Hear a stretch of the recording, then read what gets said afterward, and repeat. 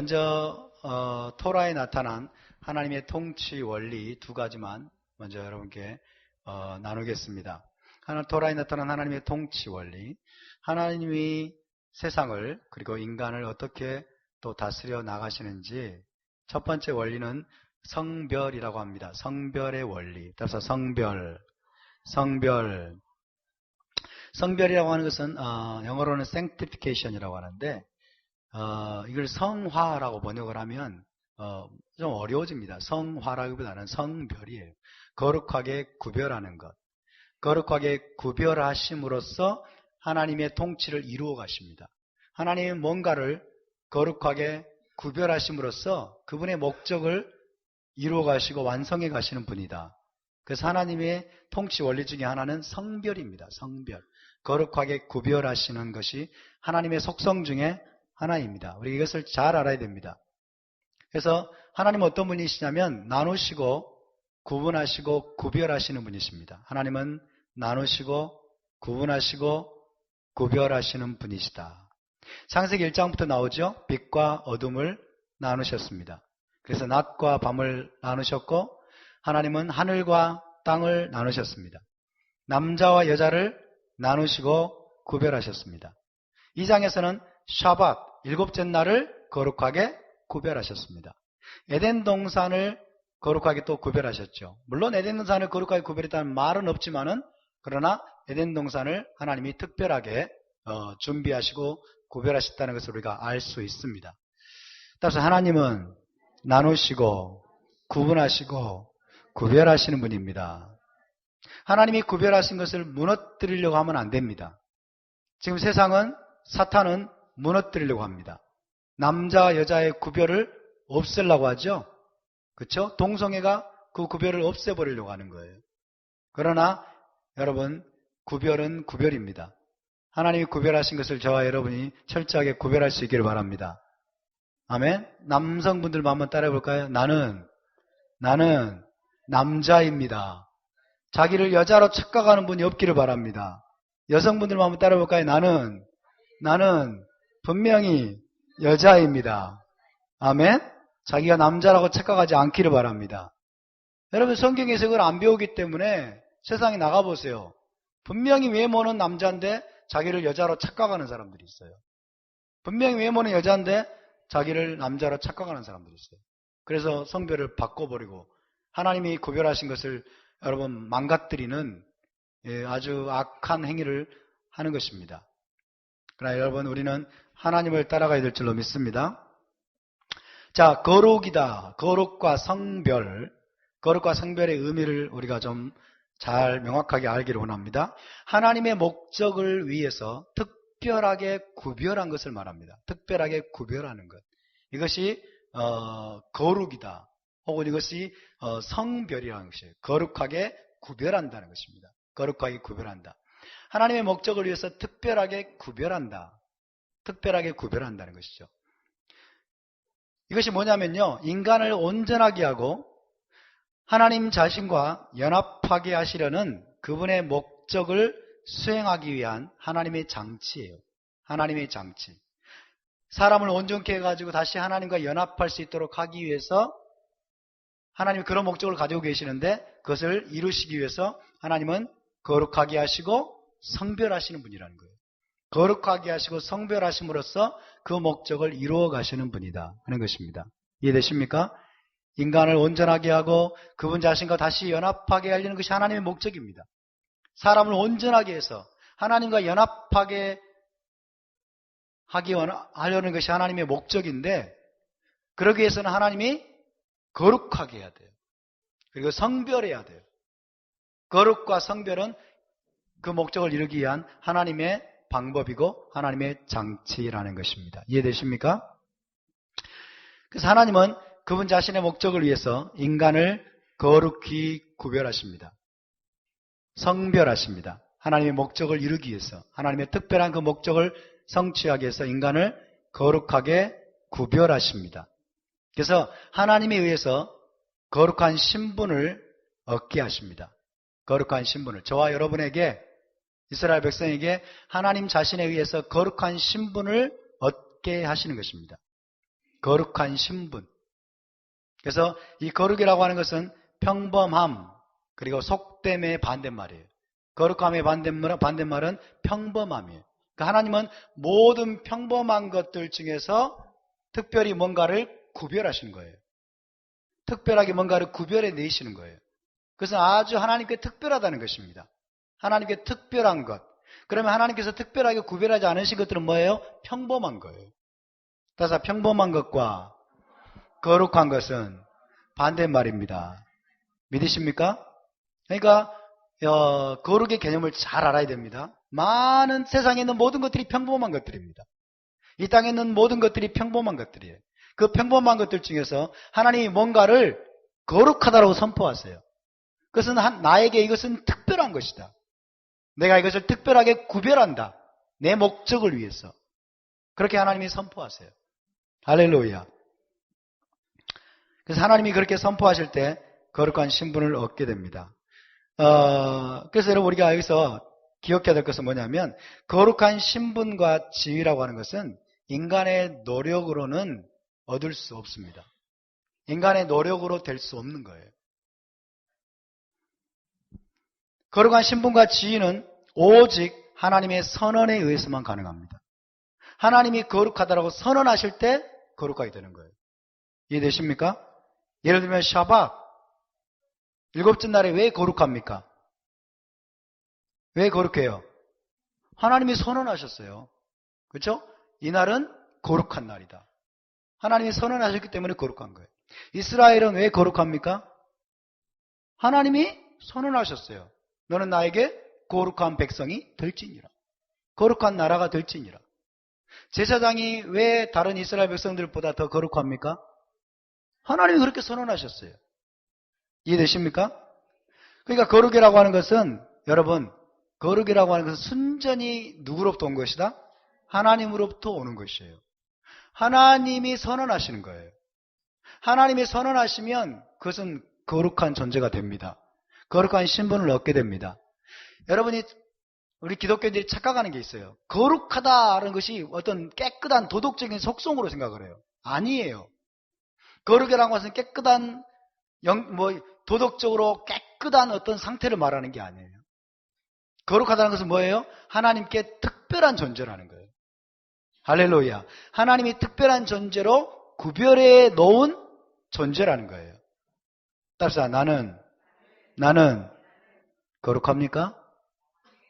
거룩합니까? 여러분이 나는 거룩한 존재입니다 라고 말하기를 주저하면 안 돼. 이것이 내가 도덕적으로 깨끗합니다. 그런 말을 하는 게 아니기 때문에. 이해되십니까? 나는 도덕적으로 깨끗하고 나는 완전하게 사는 존재다. 그 말을 하는 게 아니에요. 하나님이 선언한 것을 우리가 선언하는 거예요. 할렐루야. 그래서 여러분 예수와를 믿는 이들은 하나님의 선택을 받고 하나님에 의해서 거룩한 존재로 선언됐어요. 하나님의 자녀라. 영적인 제사장으로 그리고 성전으로 더 나아가서 영적인 이스라엘로 너희는 거룩한 나라다. 너희는 내 택함받은 백성이다. 내가 너를 거룩하게 했다. 하나님이 선언하셨습니다. 믿습니까? 답사 나는 거룩한 존재입니다. 나는 거룩한 존재입니다. 옆에 분을 우리 축복합시다. 당신도 거룩한 존재입니다. 할렐루야. 거룩한 우리의 신분이 거룩하다는 거예요, 여러분. 우리는 세상은 뭐예요? 평범함입니다. 세상에 있는 모든 사람들, 모든 존재는 평범한 것들이에요. 이걸 속되다고 말하기도 합니다. 속되다, 평범한 것들이에요. 하나님이 거룩하다고 말하지 않았어요. 근데 그 중에서 하나님이 우리를 빼어내시면서 너희는 이제 나에게 특별한 존재다. 거룩한 존재다. 너희는 영적인 제사장이고 나에게 성전이고 하나님의 자녀이고 너희는 이제 이스라엘이다. 하나님 그렇게 선언하셨습니다. 할렐루야. 이것이 뭐예요? 하나님 우리를 온전하게 만들어가지고 다시 하나님과 연합하게 하시려고 하는 하나님의 목적을 이루기 위한 하나님의 방법입니다. 하나님의 통치 원리예요. 따라서 우리는 거룩한 존재입니다. 우리의 신분은 거룩합니다. 여러분 이것을 날마다 고백해 보세요. 여러분의 삶이 달라집니다. 이것은 날마다 고백해 보세요. 예수와를 통해서 나는 거룩한 존재입니다. 나는 거룩한 존재입니다. 다시 몇 번을 바라보면서 축복합시다. 당신은 평범한 존재가 아닙니다. 평범한 분이 아닙니다. 보통 분이 아닙니다. 우리는 보통 사람이 아니에요. 노태우처럼 우리는 보통 사람이 아닙니다. 우리는 평범한 존재가 아닙니다. 우리는 평범함을 거부해야 돼요. 믿습니까? 우리는 평범한 삶을 거부해야 돼요. 우리는 하나님께 특별한 존재로 거룩하게 구별되었어요. 그 말은 다른 말로 뭔 말인지 아십니까? 너희는 하늘의 왕족이란 뜻이에요. 할렐루야. 우리는 하늘의 왕족으로서 여러분 살아가야 됩니다. 믿습니까? 우리의 삶의 수준이 달라져야 돼요, 이제는. 왜? 우리의 신분이 바뀌었기 때문에. 하나님 우리를 거룩하게 하시는 목적이 무엇입니까? 하나님을 섬기고 그리고 우리를 통해서 하나님의 목적을 이루는 것입니다. 누구를 섬기는 거라고요? 하나님을 섬기는 거예요. 이제 너희는 나의 종이다. 나를 섬기는 자이다. 너를 섬기지 말아라. 너 자신을 섬길 수 없다. 사탄을 섬기지 말고 너 자신의 이기적인 욕망과 욕심을 섬기지 말라고 말씀하십니다. 여러분 누구를 섬기고 계십니까? 여러분 자신을 섬기고 있습니까? 하나님을 섬기고 있습니까? 여러분이 열심히 공부하고 열심히 일하고 열심히 세상에서 살아가는 이유와 목적이 무엇입니까? 하나님의 목적을 이루기 위한 것입니까? 아니면 여러분 자신의 목적을 이루기 위한 것입니까? 하나님 우리를 거룩해 하시는 목적이 있습니다. 이유가 있습니다. 우리를 하나님을 섬기는 자로 하나님 우리를 부르셨습니다. 우리를 하나님의 목적을 이루기 위한 도구로 여러분 우리를 부르셨습니다. 할렐루야. 여러분 하나님을 섬기시기 바랍니다. 하나님의 종이 되시기 바랍니다. 그리고 하나님의 목적을 이루기 위해서 남은 생애를 살아가시길 바랍니다. 그래서 하나님 토라에 나타난 하나님의 통치 원리 중에 첫 번째는 성별입니다. 하나님이 구별해 내시는 것입니다. 거룩한 존재로 구별해 내시는 것. 하나님의 목적을 이루기 위한 특별한 존재로 우리를 평범한 것들로부터 구별해 내시는 것. 그것을 통해서 하나님을 섬기게 만들고 그리고 하나님의 목적을 이루어가는 존재로 하나님 우리의 신분을 바꾸시는 것입니다. 할렐루야. 다시 한번 고백합시다. 나는 거룩한 존재입니다. 나는 하늘의 왕족입니다. 나는 평범한 자가 아닙니다. 이제 나는 하나님을 섬기는 자입니다. 하나님의 목적을 이루는 자입니다. 정말입니까? 정말입니까? 하나님의 목적을 이루시기 바랍니다. 할렐루야. 이 땅의 수준에 살지 마십시오. 우리는 하늘의 수준에서 살도록 부름을 받았습니다. 아멘? 하늘의 수준에서 살아야 됩니다. 두 번째는 섭리라는 것입니다. providence, 섭리. 섭리라고 하는 것은 하나님이 또 통치하시는 중요한 원리 중에 하나입니다. 섭리. 섭리가 뭐냐? 참 쉬운 개념은 아닙니다만은 보이지 않는 방식으로 역사하시는 하나님. 보이지 않는 방식으로 역사하시는 하나님의 역사를 일컬어서 섭리라고 말합니다. 섭리. 그래서 이 세상 가운데 하나님의 통치, 하나님이 세상을 통치하시는 원리 중에 하나가 섭리예요. 섭리. 특별히 여러분 요셉 이야기, 오늘부터 시작되는 요셉 이야기에서 이 하나님의 섭리가 두드러지게 나타납니다. 하나님의 보이지 않는 섭리의 역사가 두드러지게 나타나요. 그래서 이것은 뭐냐면 하나님이 직접적으로 개입하지 않는 것 같아요. 초자연적인 방법으로 하나님이 개입하지 않으세요. 대단한 역사를 일으키지 않는 것 같아요. 하나님이 안 계시는 것 같아요. 하나님이 아무 일도 안 하시는 것 같아요.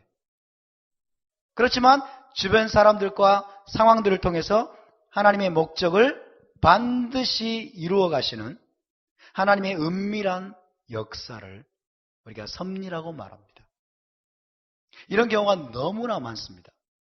하나님이 내 삶 속에 도무지 살아계신 것 같지가 않아. 하나님이 없는 것 같아. 하나님이 어디 계신가? 내가 이런 참혹한 일을 당할 때 하나님은 어디 계셨단 말인가? 이렇게 우리가 울부짖을 때가 많습니다. 그러나 여러분, 하나님은 기적적인 어떤 개입하심으로 역사하실 때가 있지만은, 하나님이 초자연적인 능력으로 일하실 때가 있지만은, 여러분, 그러나 하나님은 그렇게만 역사하지 않습니다. 하나님은 침묵하십니다. 하나님은 잠잠하십니다. 하나님 때로 숨어 계십니다.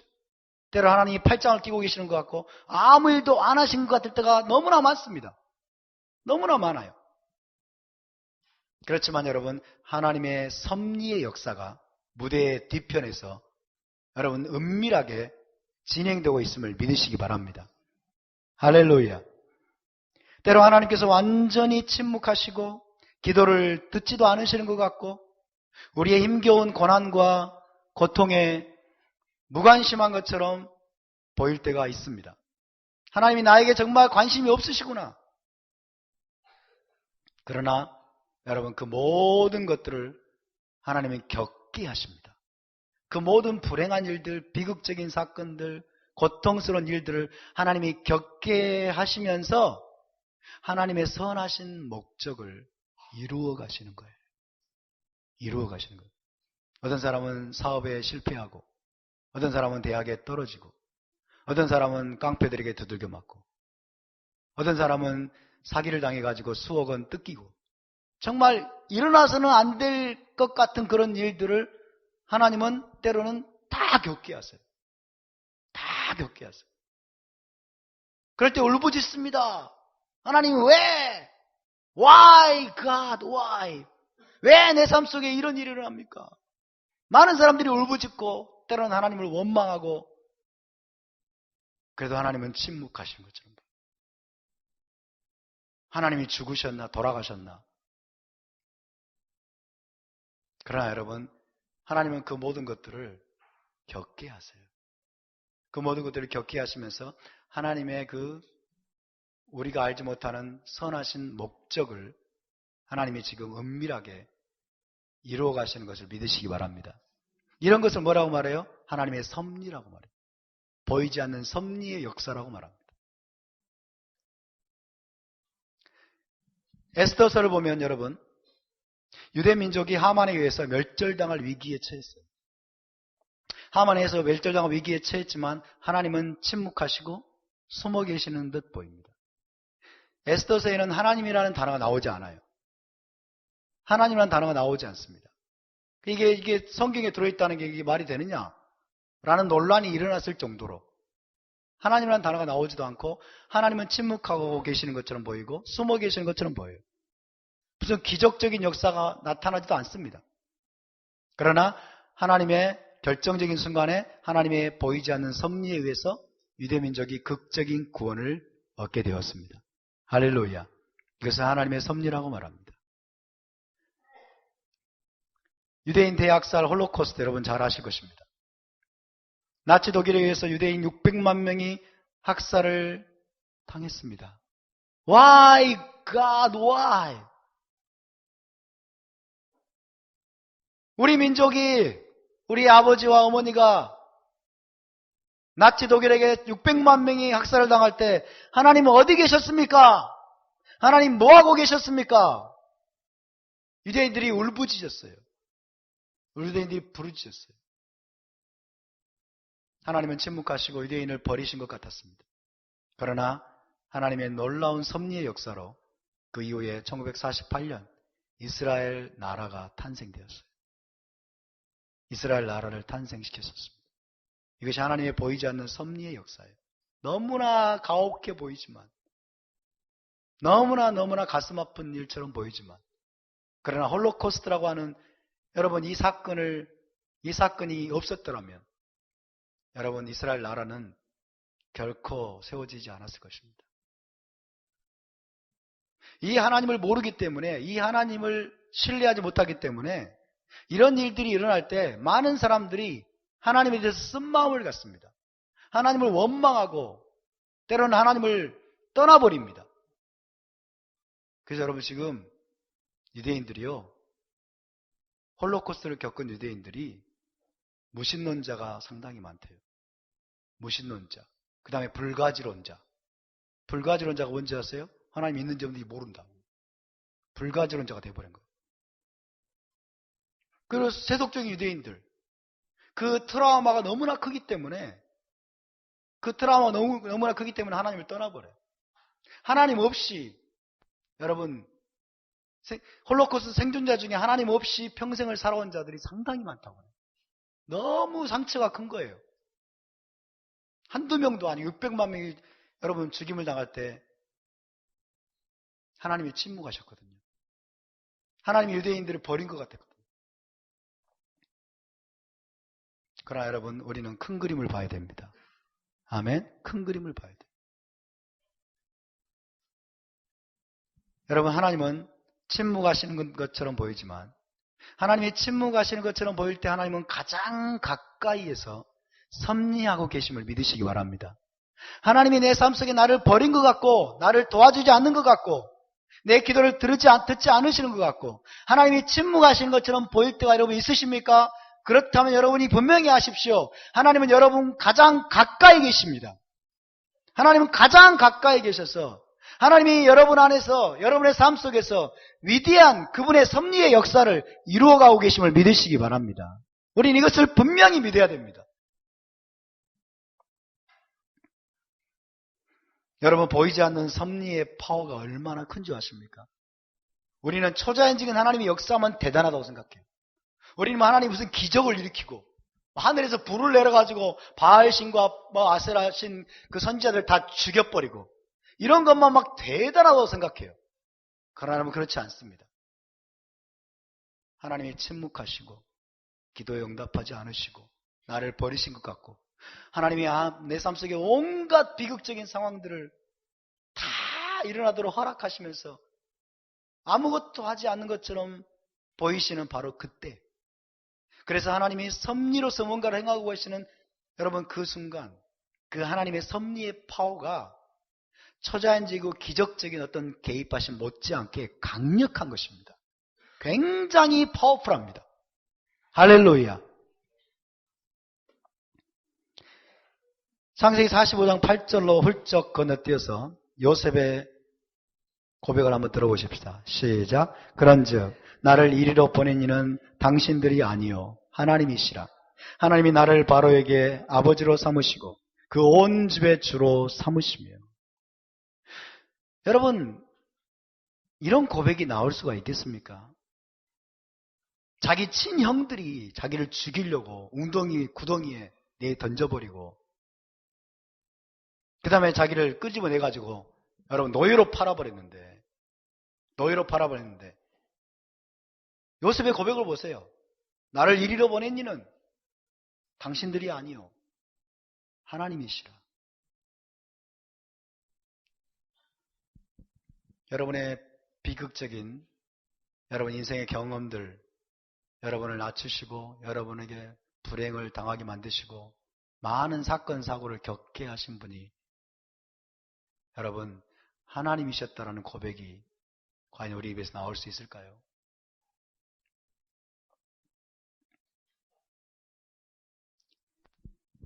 하나님은 때로 보이지 않는 섭리에 의해서 더 위대한 일을 이루십니다. 기적적인 개입하심에 의해서 뿐만 아니라 불을 내려가지고 여러분 악한 자들을 죽이시는 그런 사건들 뿐만 아니라 때로는 보이지 않는 섭리에 의해서 하나님은 더 위대하고 더 놀라운 일을 이루시는 분이십니다. 우리 이런 하나님을 우리가 잘 알아야 되겠습니다. 하나님은 종종 가장 비극적인 사건들이나 가장 비참한 상황들 가운데서 보이지 않는 섭리에 의해 가장 위대한 역사를 이루시는 분이십니다. 하나님의 백성을 다루시고 훈련하시는 하나님의 특별한 방법이 바로 이겁니다. 하나님의 백성을 다루시고 훈련하시는 특별한 방법이 뭐예요? 때로 침묵하시는 것처럼 보일 때, 때로는 기도로 응답하지 않는 것처럼 보이고, 때로는 우리 삶 속에 정말 일어나서는 안 될 것 같은 너무나 비참하고 비극적인 사건들을 일어나도록 하나님이 허락하시고, 그럴 때 하나님이 자기 백성을 특별하게 다루시고 훈련하시고 뭔가 지금 그들 안에서 놀라운 일을 이루시는 겁니다. 여러분 이 하나님을 믿으실 수 있겠습니까? 이 하나님을 믿으시기 바랍니다. 중요한 사실은 뭐냐면 하나님은 언제나 함께 계신다는 거예요. 그래서 하나님은 언제나 함께 계십니다. 여러분 형들이 요셉을 구덩이에 던져 넣을 때 하나님 어디 계셨습니까? 그걸 막아주시지 않고 애원하는 요셉 제발 살려줘 살려줘 근데 구덩이에 던져버려요. 하나님 어디 계셨어요? 요셉이 옷을 벗기고 그를 이스마엘 사람들에게 노예로 팔아 넘길 때 그 비극적인 일들이 벌어지고 있을 때 하나님 어디 계셨어요? 또 보디발 아내의 거짓말로 지하 감옥에 쳐 넣어지는 정말 비참한 상황이 벌어졌을 때 하나님 어디 계셨어요? 술 맡은 관원장이 감옥에서 나간 후에 요셉을 까맣게 잊어버리고 요셉의 감옥 생활이 계속 연장이 됐습니다. 감옥에서 벗어날 길이 도무지 보이지 않은 그런 상황이 계속해서 연출됐을 때 하나님은 어디 계셨어요? 그때 여러분 하나님은 그 모든 순간에 요셉과 함께 계셨습니다. 아멘. 창세기 39장을 보십시오.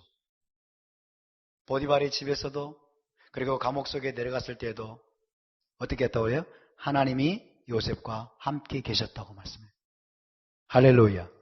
하나님 우리와 함께 계시는 것이 문제 해결로 안 나타날 때가 있습니다. 하나님 우리와 함께 계시는 것이 우리에게 성공으로 안 나타날 때가 많습니다. 하나님 우리와 함께 계시는 것이 기적적인 초자연적인 어떤 기사와 이적이 안 일어나는 것으로 나타날 때가 있습니다. 그러나 여러분 그 모든 순간에 하나님은 우리와 가장 가까이 계시는 분임을 믿으시기 바랍니다. 하나님은 단 한순간도 자신이 거룩하게 택한 백성을 떠나지 않으시는 분이십니다. 하나님 우리를 떠나지 않으십니다. 여러분 이것을 확실히 믿으시기 바랍니다.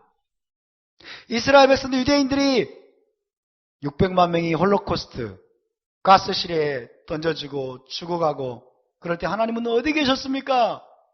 하나님은 어디 계셨습니까? 내가 너희와 함께 있었다. 내가 너희와 함께 있었다.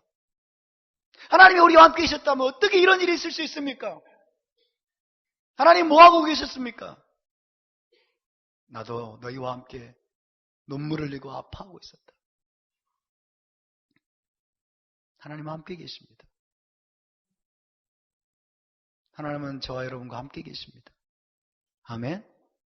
아무리 여러분이 인생이 불행해지고 아무리 여러분의 삶 속에 여러분 비극적인 상황이 벌어지고 아무리 여러분이 실패하고 아무리 넘어지고 그럴 때도 잊지 마십시오. 하나님은 함께 계십니다. 아멘. 하나님은 떠나지 않으십니다. 가장 가까이 계십니다.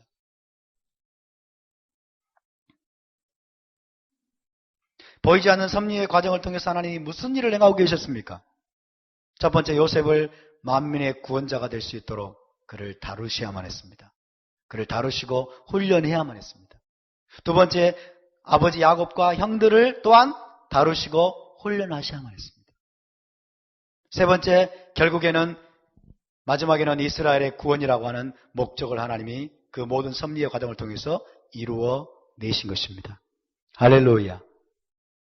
야곱이 준비가 되어 있지 않았어요. 형들이 준비가 되어 있지 않았어요. 더 나아가서 요셉 자신이 준비가 되어 있지 않았어요.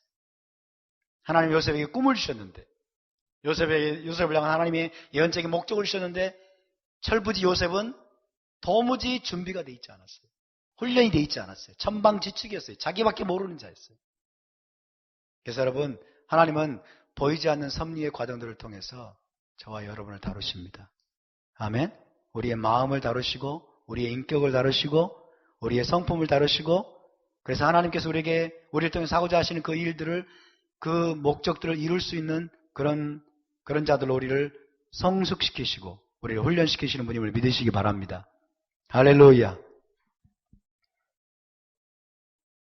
핵심적인 교훈이 무엇입니까?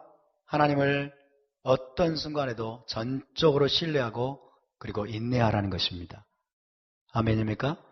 예, 하나님이 내 삶 속에 도무지 개입하지 않는 것처럼 보이고, 하나님이 내 기도에 들어 응답하지 않는 것처럼 보이고, 하나님은 내 삶 속에 왜 이렇게 실패만 주시고, 내가 하려고 하는 거 다 막아버리고, 내가 하는 것마다 실패하게 만드시고, 하나님 도대체 나한테 왜 이러십니까? 그렇게 손가락질 삿대질 하셨던 분들 많이 계시죠? 예. 정말이에요, 여러분. 저도 과거에 그랬습니다. 제가 하려고 하는 일마다 하나님 막으시는 거예요. 다 틀어져 버리는 거예요. 도대체 하나님 삿대질은 저는 안 했습니다. 예. 그러나 제 마음속에 하나님 도대체 왜 이러십니까, 나한테? 왜 이러십니까? 그러나 여러분, 그 순간에도 하나님을 전적으로 신뢰하고 인내하는 믿음의 인내가 우리한테 있기를 바랍니다. 할렐루야. 요셉처럼. 요셉이 하나님을 신뢰하게 됐어요. 하나님을 믿고 신뢰하고 인내하면서 하나님의 다루심의 모든 과정들을 여러분 통과해 갔습니다. 저와 여러분도 요셉처럼 그 하나님의 다루심 앞에 전적으로 반응할 수 있기를 바랍니다. 자, 이 정도 인트로덕션을 하고요. 이제 창세기의 주인공과 핵심 메시지들을 조금 살펴보도록 하겠습니다. 37장 2절 함께 있습니다. 시작.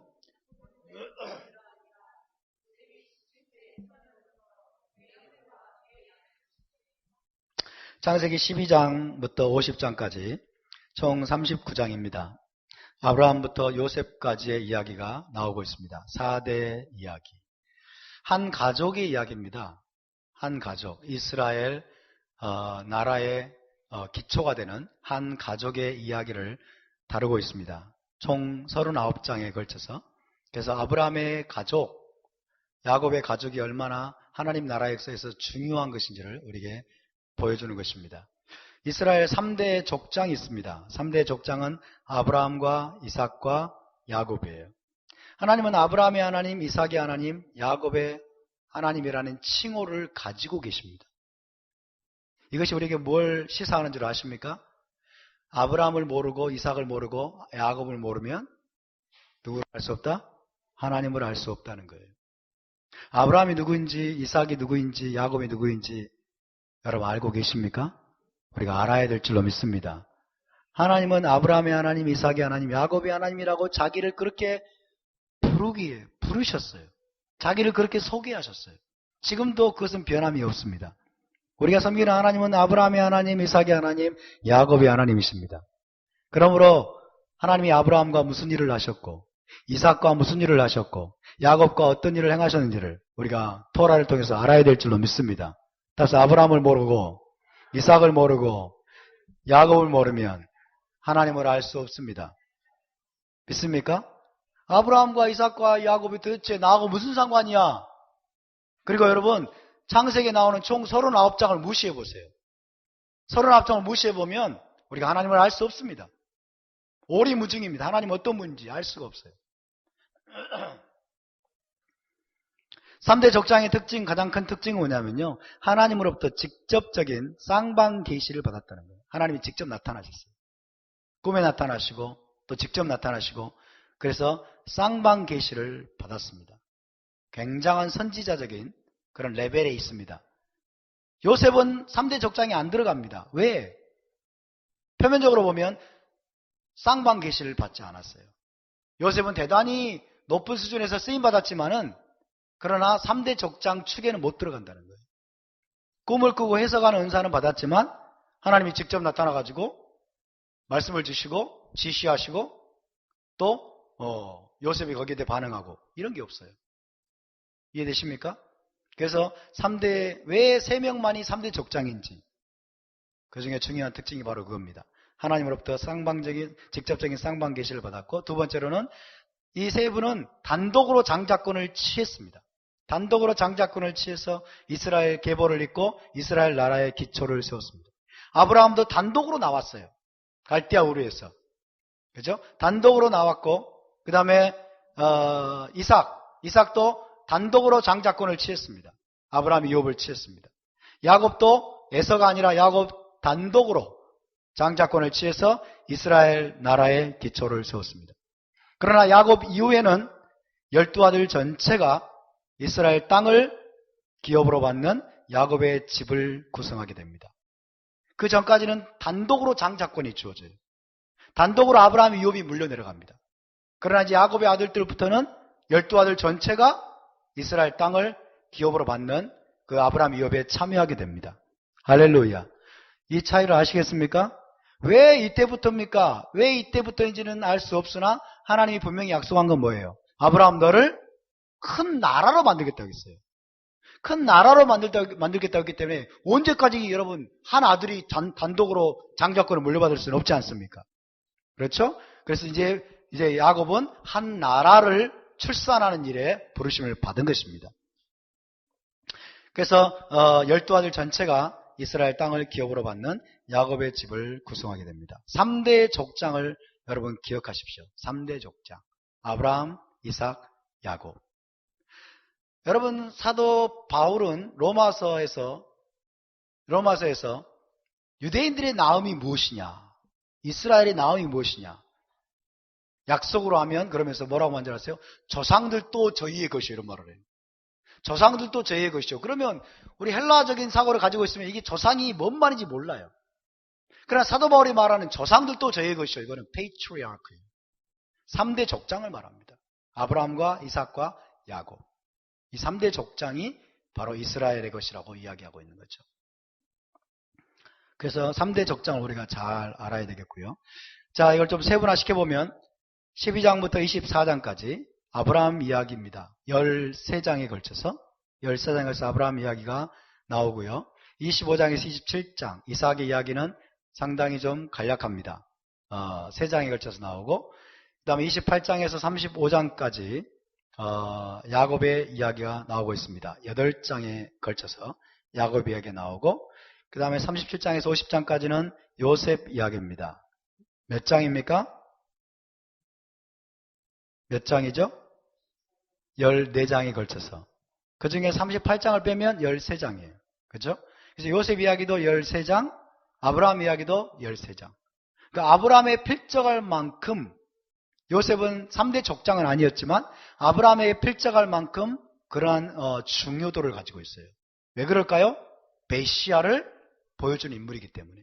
메시아를 통한 마지막 구속의 모습을 보여주도록 선택받은 인물이 바로 요셉이기 때문에 무려 14장에 걸쳐서 요셉 이야기가 진행되고 있는 것입니다.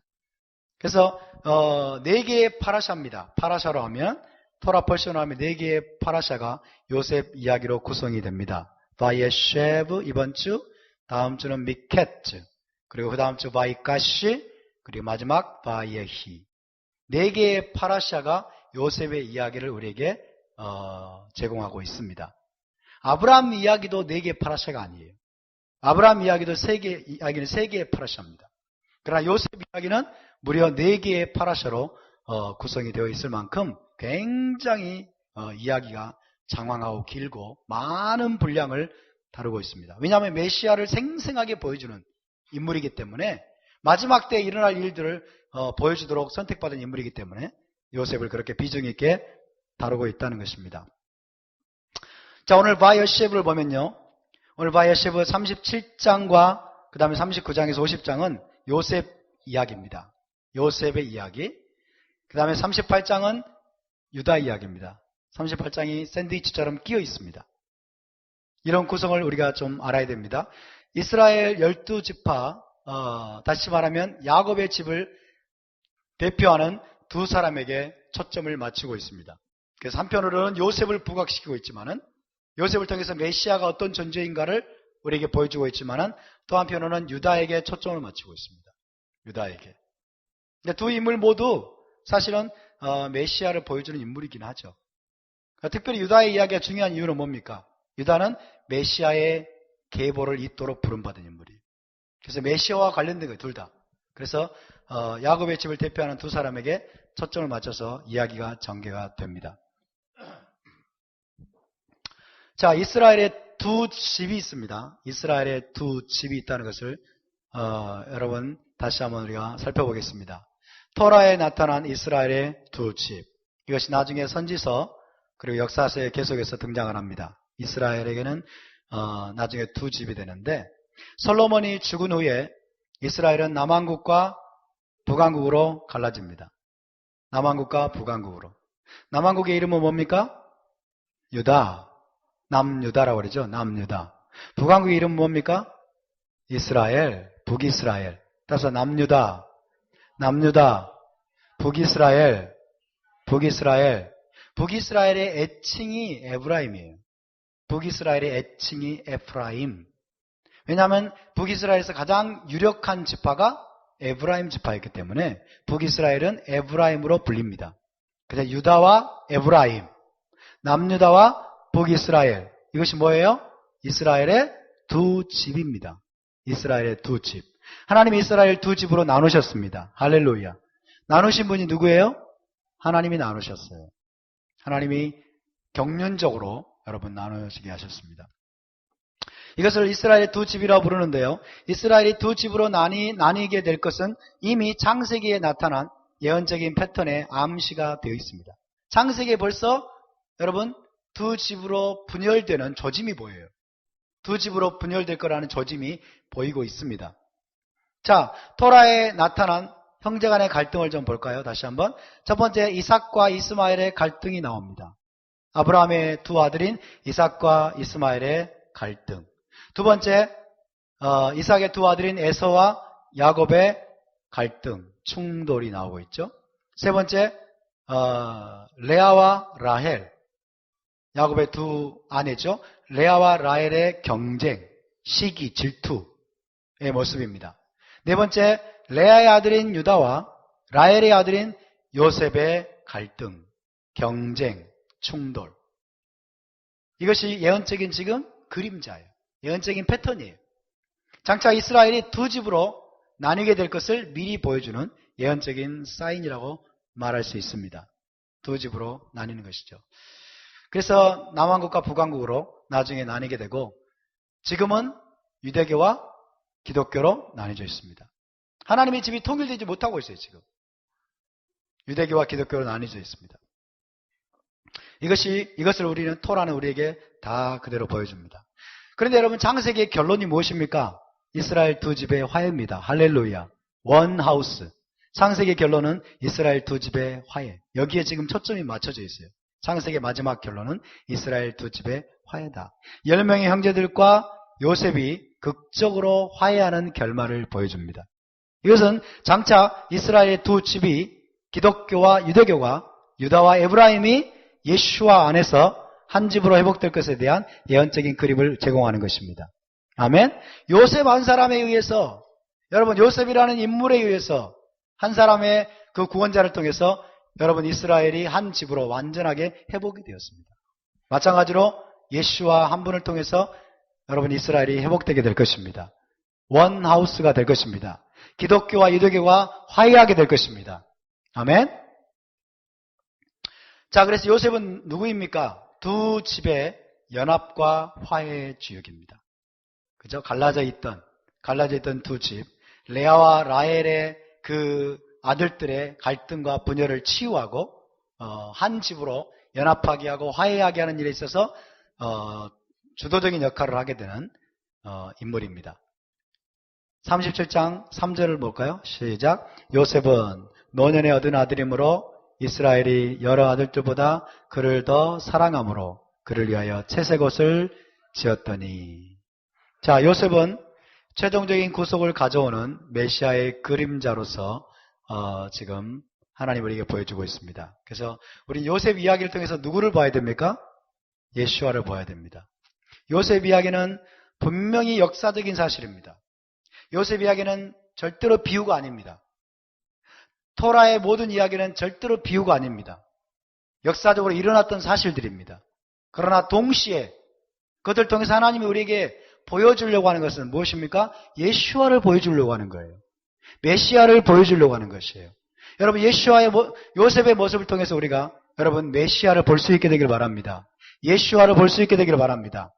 요셉이 이스라엘 집의 최종적인 구속, 화해와 연합을 가져왔던 것처럼 마지막에 메시아이신 우리 주 예수와를 통해서 이스라엘의 두 집이 완벽하게 하나가 되고 화해가 될 것을 우리에게 보여주는 것입니다.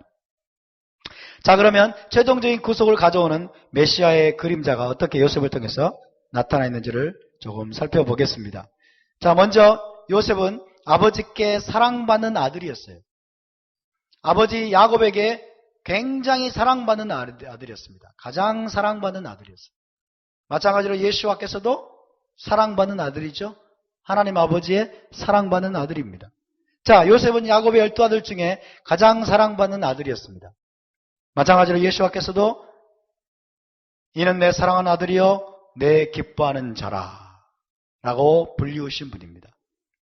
두 번이나 그랬죠. 하늘이 열리고 이는 내 사랑하는 아들이요 내 기뻐하는 자라.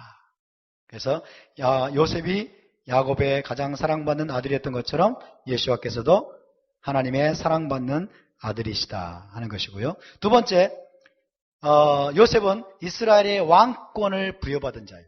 이스라엘의 왕권을 가진 자입니다. 마찬가지로 우리 주 예수와는 이스라엘의 왕권을 가진 자임을 믿으시기 바랍니다. 자, 채색 옷입니다. 케토넷 파심. 그러니까 케토넷 파심. 케토넷 파심. 야곱이 요셉에게 채색 옷을 지어주었다. 이게 무슨 뜻입니까? 이 채색 옷은 여러분 당시 문화로 하면 왕족의 옷이라고 해요. 왕족. 왕족의 옷이고 그래서 이것은 왕권과 권세의 상징입니다. 왕권과 권세의 상징이고 무엇보다도 요셉이 야곱의 장자권자이고 그 다음에 야곱의 뒤를 이은 이스라엘의 지도자라는 것을 선포하는 거예요. 다른 모든 형제들에게. 그러니까 미워하죠. 그렇죠? 라헬이 낳은 장자인 요셉에게 야곱이 채색 옷을 지어줬어요. 그럼으로써 공개적으로 선언한 거예요. 나의 뒤를 이을 자가 요셉이다. 요셉이 장자권자다. 요셉이 이스라엘의 리더다. 이스라엘의 지도자다. 라고 선언한 겁니다. 그래서 여러분 형제들이 요셉을 더욱더욱 미워했어요. 여러분 예수와는 요셉처럼 이스라엘의 장자이십니다. 그리고 이스라엘의 궁극적인 왕권을 가지신 이스라엘의 왕이십니다. 할렐루야. 그래서 채색 옷 입은 요셉은 누구를 보여준다? 우리 주 예수와를 보여줍니다. 이스라엘의 왕권을 가진 이스라엘의 장자권자인 이스라엘의 왕이신 예수와를 보여주는 그림자입니다. 37장 5절을 읽습니다. 시작. 요셉이 꿈을 꾸고 자기 형들에게 말하며 그들이 그를 더욱 미워하였더라. 꿈을 꾸고 형들에게 말하니까 그로 인해서 요셉을 더욱 미워하게 됐어요. 자, 세 번째, 요셉은 형제들의 시기와 증오의 대상이었습니다. 채색옷 입었다는 이유로, 사랑받는 아들이라는 이유로, 이스라엘의 왕권자, 그 다음에 장자권자, 이스라엘의 지도자로 세움받았다는 이유로, 그 다음에 꿈을 꾸고 꿈을 이야기했다는 것 때문에 형제들에게 더욱더욱 시기와 질투와 미움과 증오의 대상이었습니다. 그런데 우리 주님도 똑같이 여러분 이 땅에 오셔서 시기와 증오의 대상이었습니다. 아버지의 특별한 사랑과 장자권으로 인해서 형제들의 시기와 증오와 분노의 대상이었는데 예수와께서도 1세기 당시 대제사장들과 또 사두개인들, 종교 지도자들의 시기와 질투와 분노의 대상이었어요. 장차 메시아가 오면 요셉처럼 그렇게 시기와 질투와 증오를 받게 될 것을 우리에게 보여주는 거예요. 그리고 그대로 이루어졌습니다. 네 번째, 예수와는 온 이스라엘 위에 높임받을 자입니다. 요셉이 그렇죠? 요셉이 그죠? 온 이스라엘 위에 높임받을 자예요. 그의 꿈이 보여주는 게 그거예요. 마찬가지로 예수와도 온 이스라엘 위에 높임받으실 분입니다. 자, 요셉이 두 가지 꿈을 꾸었습니다.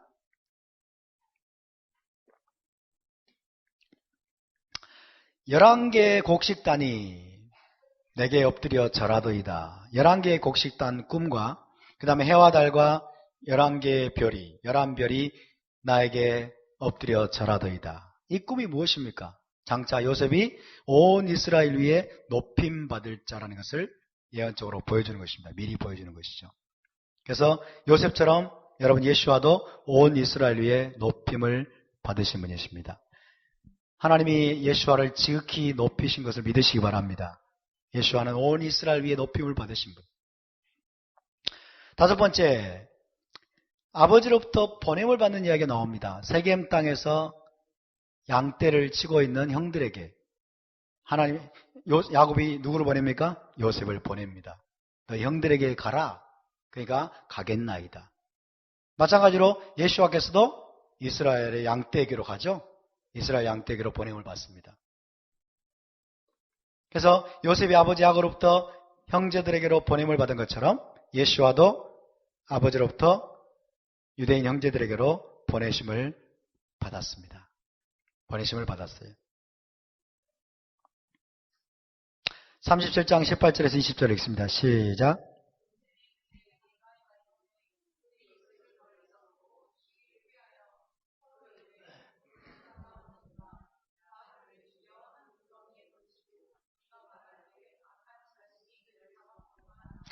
보냄을 받았는데 환영받았습니까? 환영받지 못했습니까?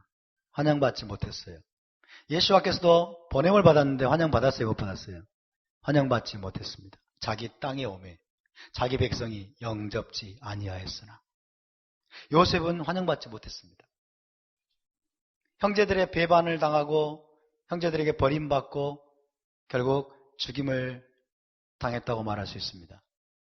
우리 주 예수와도 똑같이 배반당하고 버림받고 죽임을 당하셨습니다. 요셉의 형제들은 시기와 증오심으로 인해서 여러분 요셉을 죽이기를 꾀했습니다. 실상 죽인 것과 다름없어요. 실상은 죽인 것과 다름없습니다. 최소한 20년 동안 20년이 넘도록 야곱에게 있어서 요셉은 어떤 자입니까? 죽은 자예요. 형제들이 죽인 거예요. 그렇죠? 1세기 종교 지도자들 역시 시기와 증오심으로 예수와를 죽이기를 꾀하고 결국 십자가에 못 박아 죽였습니다. 자, 요셉이 구덩이에 던져진 것은 죽음을 뜻합니다. 구덩이는 무덤으로 비유됩니다. 무덤과 같은 곳이에요. 그래서 요셉이 무덤에 내려간 거예요. 그래서 구덩이에 던져진 것은 죽음을 뜻하고요. 요셉이 다시 구덩이에서 다시 올라온 것은 부활을 상징합니다. 그래서 요셉은 죽었다가 부활한 것이라고 말할 수 있어요. 그렇죠? 예수와의 죽음과 부활의 그림자예요. 요셉이 구덩이에 무덤에 내려갔다가 다시 올라온 것처럼 부활한 것처럼 예수와께서도 무덤에 내려갔다가 다시 부활하셨습니다. 할렐루야.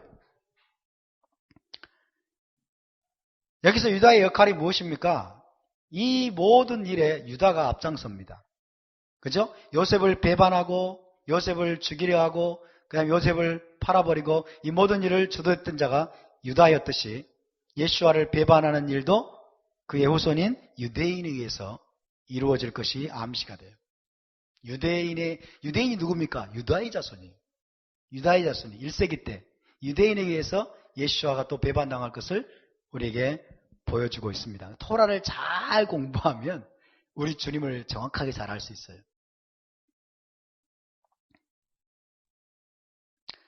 자, 여기서 유다와 다말 이야기를 조금 다뤄보겠습니다. 여러분이 궁금해하시고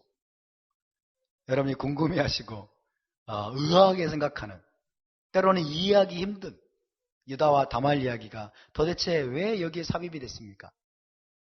자, 38장 1절 2절을 함께 읽습니다. 시작.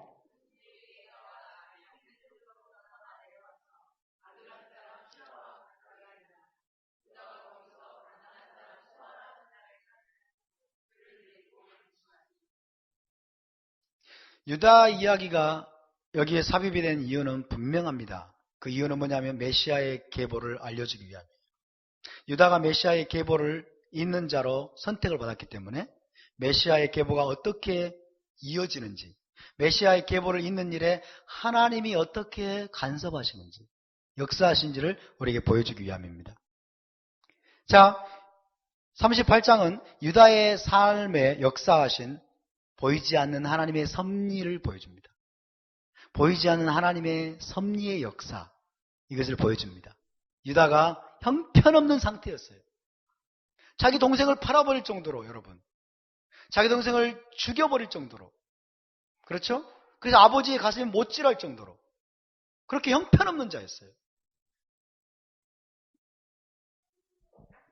그럼에도 불구하고 하나님이 어떻게 메시아의 계보를 놀랍게 보존하시는지 여러분, 그 하나님의 위대한 섭리의 역사를 우리에게 보여주고 있습니다. 유다의 내려감입니다. 여기서 유다가 자기 형제들로부터 떠나 내려가서 그랬어요. 유다의 내려감, descent. 그가 자기 형제들로부터 떠났다. 자기 형제들로부터 떠났다고 해서 야곱의 집을 떠난 거예요. 야곱의 집, 아브라함의 언약이 있는 야곱의 집으로부터 떠나서 그가 내려간 것은 그의 영적인 추락을 암시합니다. 영적인 상태가 지금 엉망진창이라는 것을 이야기하고 있는 거예요. 그래서 내려가서 어떻게 했습니까? 결혼이 금지된 가나안 여인 슈아의 딸이라고 해요. 슈아의 딸. 가나안 여인 슈아의 딸과 동침해서 아들 셋을 낳게 됩니다. 결혼했단 말도 없어요. 결혼식을 올렸단 말도 없어요. 그래서 가나안 딸이 슈아의 딸이라고 하지 이름도 안 나옵니다. 굉장히 토라가 불쾌해하고 있는 거예요. 예. 토라가 이것을 굉장히 못마땅해 하고. 하나님이 기뻐하지 않았어요. 하나님이 원하지 않는 가나안 사람하고 섞일 수 없어요, 여러분. 하나님 이걸 가나안은 저주받은 자들이에요. 저주받은 족속이고 하나님이 4대 만에 이들을 완전히 멸하기로 작정한, 진멸되기로 작정한 온갖 가증한 일을 행하는 족속이었어요. 그래서 가나안 족속과 절대로 섞이면 안 돼요. 근데 이 유다는 뭐예요? 가나안 여인과 동침하고 아들 셋을 낳는 일을 서슴없이 저지릅니다. 그러면서 자기가 무슨 일을 하는지를 몰라요.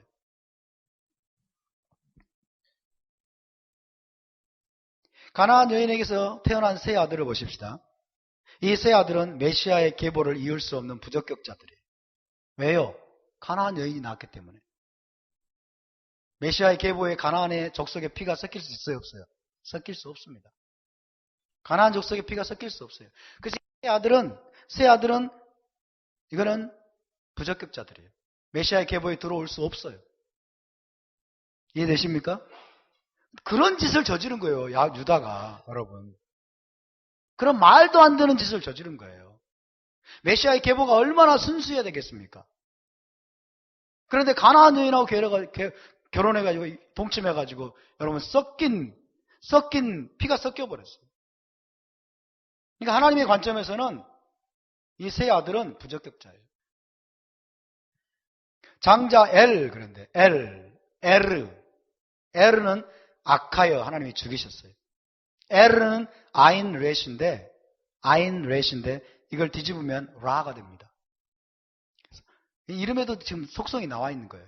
장자 에르는 라에서 아인렛이 렛이 아인.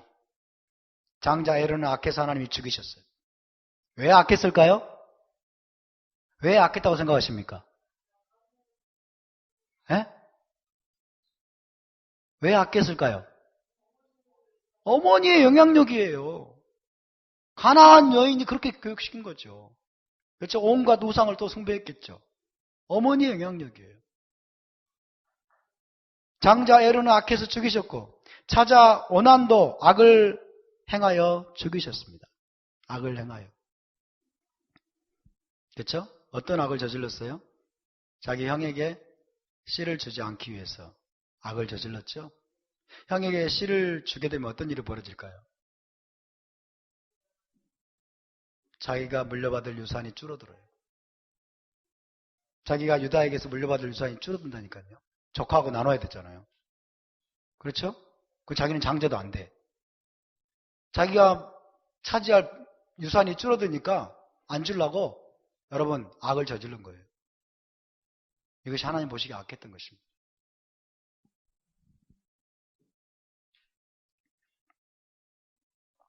여기서 우리가 알아야 될 것은요. 고대 근동의 계대 결혼입니다. 계대 결혼. 수혼법이라고도 불리는데 계대 결혼 수혼법. 사람이 아들 없이 죽을 경우에 그의 형제가 형수와 결혼하여 대를 이을 아들을 낳아줄 책임을 수행해야만 됩니다. 이것은 당연한 것이었어요. 대를 잇는 것은 굉장히 중요한 것입니다. 대를 잇는 것은 굉장히 중요해요.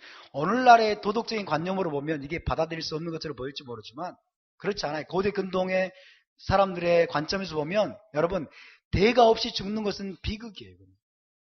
그러니까 대를 이어주는 것은 이것은 굉장히 고상하고 그 다음에 중요한 책임이었어요. 근데 만약에 여러분 더 이상 줄 아들이 없어. 다 죽어버리고. 그럼 마지막으로 아들이 없으면 그 의무를 수행해야 되는 자가 누구였냐면 아버지예요. 이게 최악의 경우입니다. 아들이 3명이 있었어요. 예를 들어서 아들 3명이 있는데 첫 아들이 아들을 죽었어요. 그럼 둘째가 해줘야 되고, 둘째가 또 죽어버리면 셋째가 해야 되고, 셋째도 죽어버리면 누가 해야 돼요? 아버지가 그 의무를 수행해야 돼요. 오늘날의 관점으로 보면 안 돼요. 그만큼 대를 이을 아들을 낳는 것은 여러분 이것은 생명과도 같은 일이었어요. 생명과도 같은 일. 자, 첫째 아들 에르가 죽고 둘째 아들 오난도 하나님이 죽이시고 셋째 아들 셀라도 하나님 관점에서는 적격자일까요? 부적격자일까요? 부적격자입니다. 왜? 가나안 여인이 나왔어요. 피가 섞였습니다. 근데 자연스럽게 셀라를 다말에게 주지 않죠? 그렇죠? 이게 뭐예요? 하나님의 간섭이에요. 이것이 하나님의 섭리입니다. 보이지 않는 하나님의 손길이에요. 셀라를 주지 않을 것 같아요. 셀라를 주지 않으려고 그런 것을 간파했어요. 그러면 다말의 입장에서 그 다음 책임자는 누굽니까? 그 아버지예요. 그 아버지예요. 이해되십니까? 그래서 왜 다말이 그 아버지와 동침하려고 했던지 이해가 되십니까? 당연한 거예요, 그거는. 그러나 일반적으로는 아버지 야곱, 유다가 여러분 그 의무를 수행하려고 할까요, 안 할까요? 하지 않겠죠. 하려고 하지 않겠죠. 셀라도 안 주는데. 그렇죠? 그러니까 다말이 지혜를 발휘한 겁니다. 지혜를 발휘한 거예요. 다말은 가나안 여인이 아닙니다. 다말은 유대 전승에 따르면 셈족의 딸로 인식이 됩니다. 셈족의 딸. 가나안 여인들은 가나안 족속은 함의 자손들이에요. 함의 자손. 저주받은 함의 자손들로서 가나안 7족속은 하나님이 진멸하기로 작정하신 악한 족속들이에요. 그래서 메시아의 계보에 들어올 수 없습니다. 그러나 타마르라고 하는 이름이 굉장히 아름다운 이름이에요. 타마르. 타마르는 종려나무라는 뜻이에요. 종려나무. 그래서 아름다운 여인이라는 뜻입니다. 아름다운 여인. 아름다운 여인 이 타마르가 지금 하나님에 의해서 메시아의 계보를 잇는 일에 사용이 되는 것입니다. 유다가 악했기 때문에, 유다가 악하고 영적으로 깨어있지 못하고 유다가 영적으로 한없이 추락을 했기 때문에, 그럼에도 불구하고 하나님이 이런 방법을 통해서 메시아의 계보를 순수한 혈통으로 지금 잇고 계시는 것입니다. 자, 38장 25절을 함께 보십시다. 시작.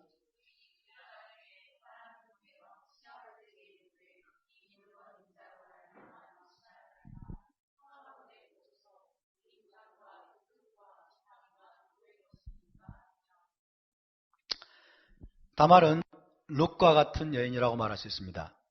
이스라엘의 하나님 여호와, 아브라함과 이삭과 야곱의 집, 그 이스라엘 하나님 여호와를 자신의 하나님으로 받아들였어요. 자신의 하나님으로 받아들이고 아브라함과 이삭과 야곱의 집에서 아들을 낳기를 원했어요. 다른 데 시집 가기를 원하지 않았습니다. 다른 씨를 낳기를 원하지 않았습니다. 갈망이 있었어요. 아브라함의 집에 대해서 아마 들었을 것입니다. 아브라함의 집에 대해서, 이삭과 야곱의 집에 대해서, 그 언약적인 유업에 대해서 들었을지 모르겠어요. 어쨌든 다른 아들을, 다른 씨를 낳기를 원해요. 그 집을 벗어나가서 다른 씨를 낳기를 원하지 않았어요. 그래서 이 다말은 룻과 같은 여인이라고 말할 수 있겠습니다. 그래서 결국 이런 갈망에 의해서 다말은 메시아의 계보에 이름을 올리게 됐어요. 메시아의 계보에. 여러분, 유다가 어떤 존재입니까? 여기서 유다의 위치를 말씀을 드리면요, 유다는 메시아의 계보를 이을 자로 선택된 자예요. 유다가 영적으로 엉망진창이고 계속 영적으로 추락을 하니까 하나님은 다른 유다를 버리고 다른 사람을 메시아의 계보 이을 자로 선택하셨을까요? 하나님은 그런 분이 아니세요. 그의 영적인 하락으로 인해서 가나안 여인과 결혼하게 되자 하나님의 섭리의 역사에 의해서 가나안 여인과 세 아들이 계보에서 제외됩니다. 계보에서 제외돼요. 엘과 오난과 셀라는 부적격자들이 됩니다.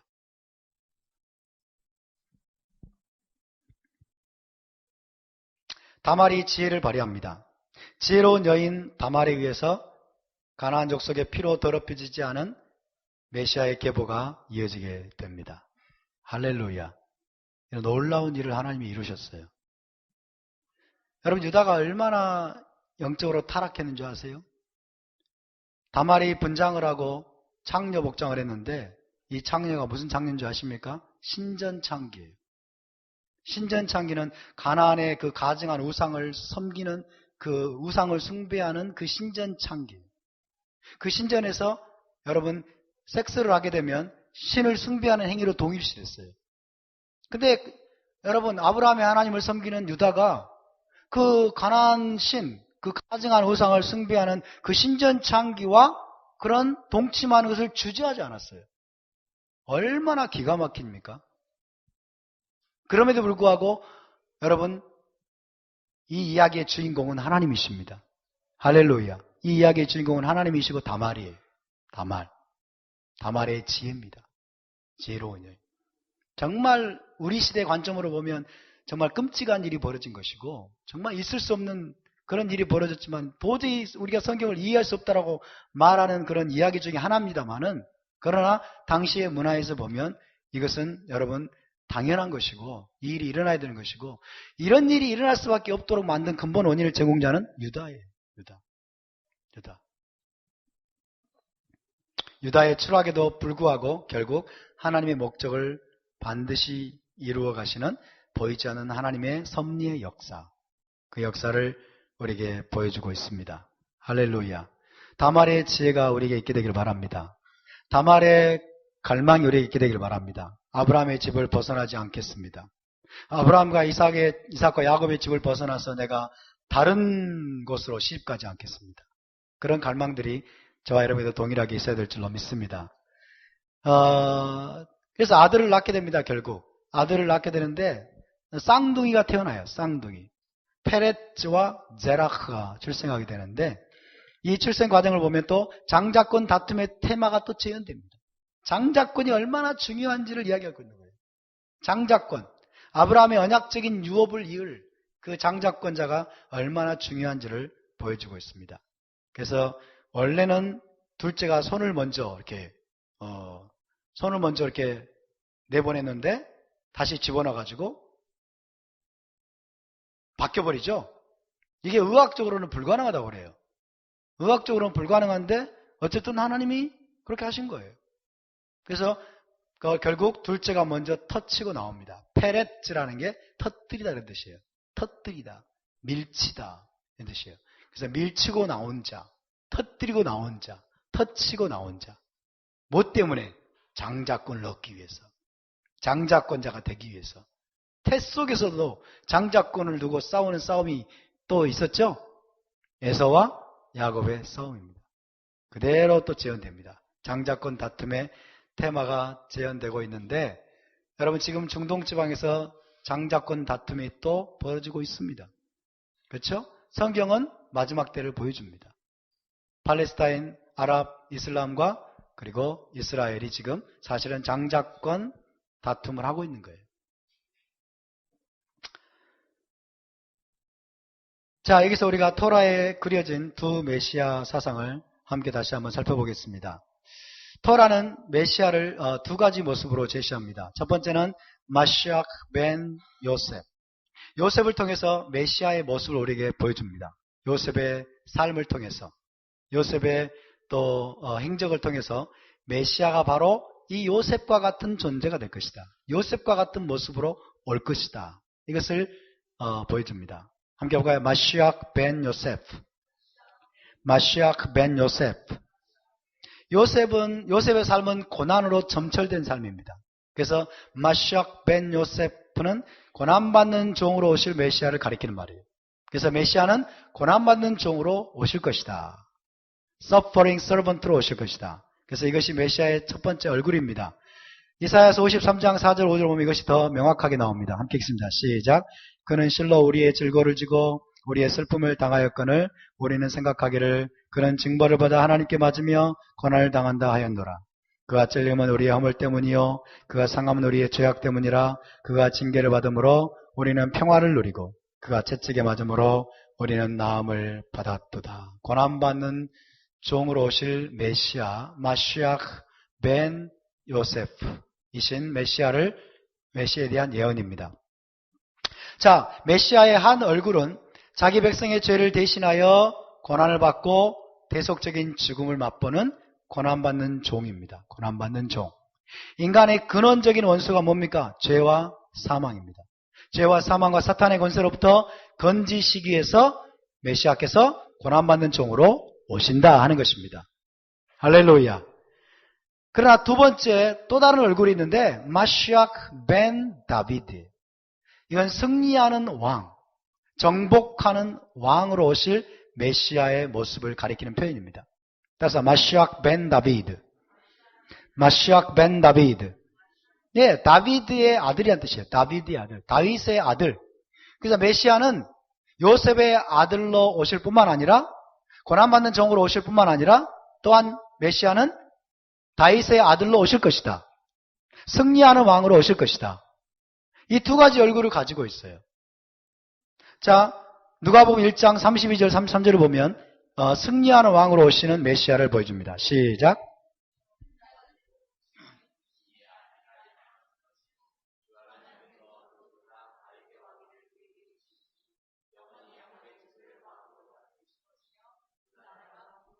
예, 메시아가 오시게 되면 조상 다윗의 왕위를 그에게 주시리니 영원히 야곱의 집을 왕으로 다스리실 것이며 그 나라가 무궁하리라.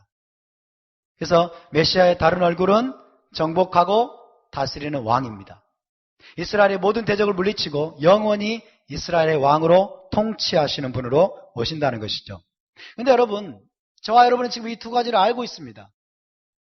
그렇죠? 마시악 벤 요셉, 고난받는 종으로 오신 메시아. 또 마시악 벤 다비드, 다윗의 아들로 오신 메시아. 승리하신 왕, 승리하는 왕으로 오시는 메시아의 모습을 이 두 가지를 다 알고 있어요. 네, 자, 우리가 1세기로 돌아가 봅시다. 1세기로 돌아가면 1세기 유대 현인들과 1세기 유대인들은 이 두 가지 사이에서 굉장히 고민합니다. 왜 이 두 가지가 매치가 됩니까? 안 됩니까? 두 가지 매치가 안 되는 거예요. 한 가지 얼굴은 고난받고 죽임을 당하는 얼굴로 나오고, 한 가지 얼굴은 승리하는 왕으로, 정복하는 왕으로, 다윗의 보좌에 앉아서 통치할 왕으로 나오고, 이 두 가지가 조화가 됩니까? 안 됩니까? 조화가 안 되는 거예요. 그래서 이해가 안 되는 거예요, 이게. 어떻게 이럴 수가 있을까?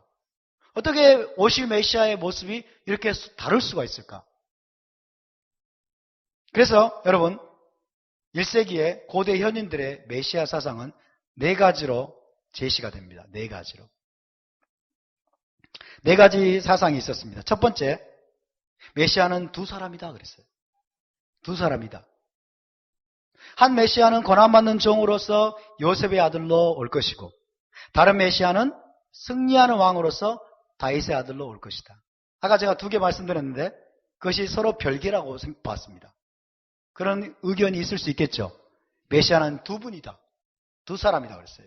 한 사람은 마시아크 벤 요셉, 고난받는 종이고, 또 한 사람은 마시아크 벤 다비드, 승리하는 왕일 것이다. 별개예요. 둘이 별개. 이것이 첫 번째 견해입니다. 고대 현인들의 메시아 사상. 두 번째 견해는 뭐냐면 메시아는 한 사람이며 두 번 올 것이다. 메시아는 한 사람인데 두 번 올 것이다. 메시아는 한 사람이며 인류 역사 4,000년째와 6,000년째에 각각 올 것이다. 따라서 메시아는 두 번 올 것이라고 생각했던 현인들도 있습니다. 근데 이게 주된 의견은 아니에요. 이게 지배적인 의견은 아니었어요. 세 번째는 메시아는 한 번 올 것이다 그랬어요. 메시아는 한 번 올 것이다.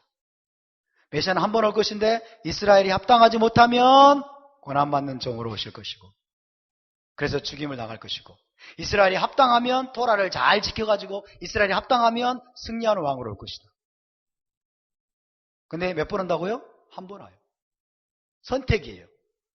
이스라엘이 죄를 많이 짓고 악을 행하고 토라를 안 지키면 고난받는 종으로 올 것이고, 이스라엘이 토라를 잘 지키고 합당하면 승리하는 왕으로 올 것이다.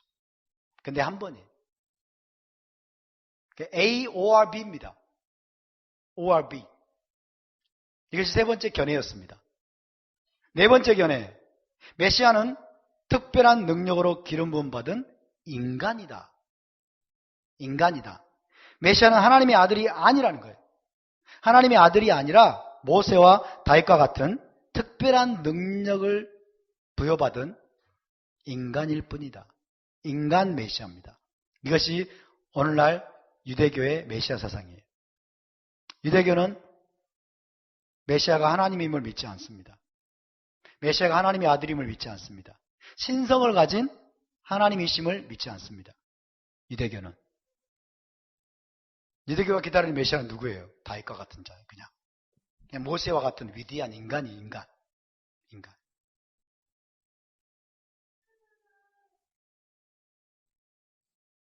그래서 이들이 기다리는 메시아는 정복하고 승리하는 왕으로 이스라엘 12지파를 회복해서 이스라엘 왕국을 세우는 자입니다. 그래서 유대교는 지금 고난받는 종 메시아를 부인합니다. 고난받는 종 메시아를 부인합니다. 그런데 여러분 1세기 때는 이 네 가지가 혼재했어요.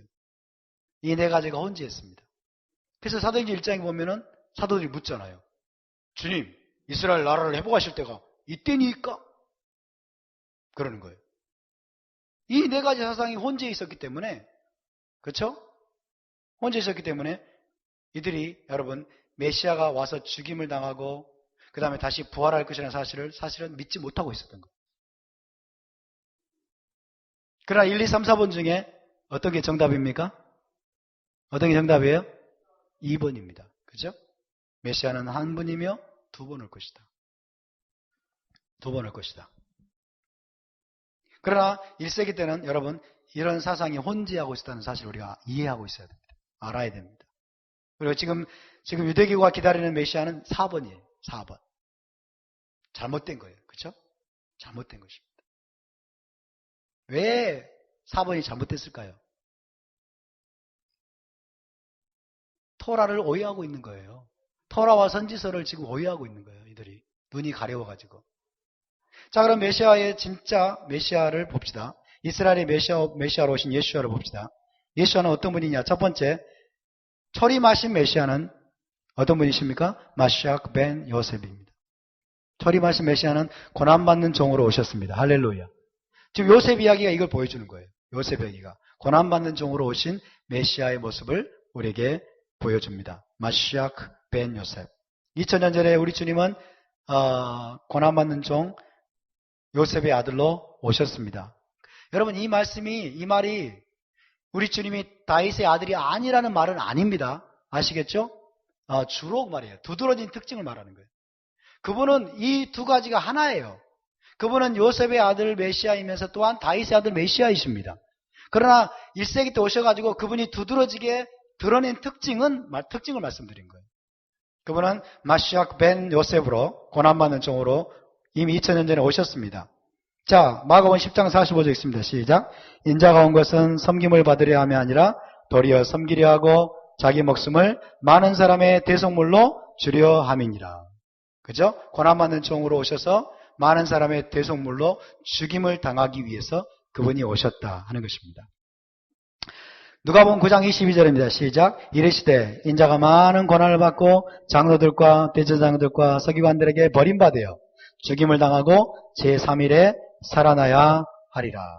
그래서 우리 주님은 복음서를 읽어보면 그분 자신이 죽기 위해서 오셨다는 것을 계속해서 말씀하셨습니다. 죽임을 당한 후에 사흘 만에 부활할 것이다. 나는 섬기러 왔다. 나는 죽으러 왔다. 나는 대속물로 넘겨지기 위해서 왔다라고 주님 말씀하신 거예요. 그럼 뭐예요? 나는 마시악 벤 요셉으로 왔다는 거예요. 마시악 벤 요셉으로 왔다. 근데 1세기의 상황은 이걸 못 믿게 만들었습니다. 빨리 로마의 압제로부터 구원해가지고 이스라엘 나라를 회복시켜줄 그런 메시아를 기다리는 풍조가 상당히 만연되어 있었다라고 이야기할 수 있겠습니다. 여러분, 그래서 예수와는 4000년째에 요셉의 아들로 오셨습니다. 그럼에도 불구하고 그분은 다윗의 아들이셨어요. 다윗의 아들이 아니었다는 말이 아니라 그러나 프라이머리 가장 먼저 기본적으로 요셉의 아들로 오셨습니다. 그는 자기 백성을 저희 죄에서 구원하시기 위해서 고난과 죽임을 당하실 메시아로 오셨습니다. 십자가의 죽음과 부활은 그분이 메시아라고 하는 확실한 표징이 되었습니다. 할렐루야. 그러나 두 번째, 재림하실 메시아는 여러분 승리하는 왕으로 오실 것입니다. 마시아크 벤 다비드, 정복하고 승리하고 다스릴 왕으로 그분이 오실 것입니다. 자, 먼저 사도행전 1장 11절 있습니다. 시작. 이르되 갈릴리 사람들아 어찌하여 서서 하늘을 쳐다보느냐? 너희 가운데서 하늘로 올려주신 이 예수와는 하늘로 올라가심을 본 그대로 오시리라 했느니라. 계시록 22장 20절 시작. 이것들을 증언하신 이가 이르시되 내가 진실로 속히 오리라 하시거늘 아멘 주 예수여 오시옵소서. 예수와는 6천년째 다시 오실 것입니다. 다시 오셔서 그분은 12지파를 회복하실 것이고 요셉이 12지파를 이스라엘 집을 한 집으로 여러분 회복하고 그리고 화해시켰던 것처럼 우리 주님도 12지파를 회복할 것이고 기독교와 유대교 하나님의 집에 흩어져 있는 모든 이들을 모아가지고 여러분 한 나라 한 집을 만드실 것입니다. 그리고 메시아 왕국을 그분이 이 땅에서 시작하실 것입니다. 할렐루야. 그것이 우리의 소망입니다. 아멘.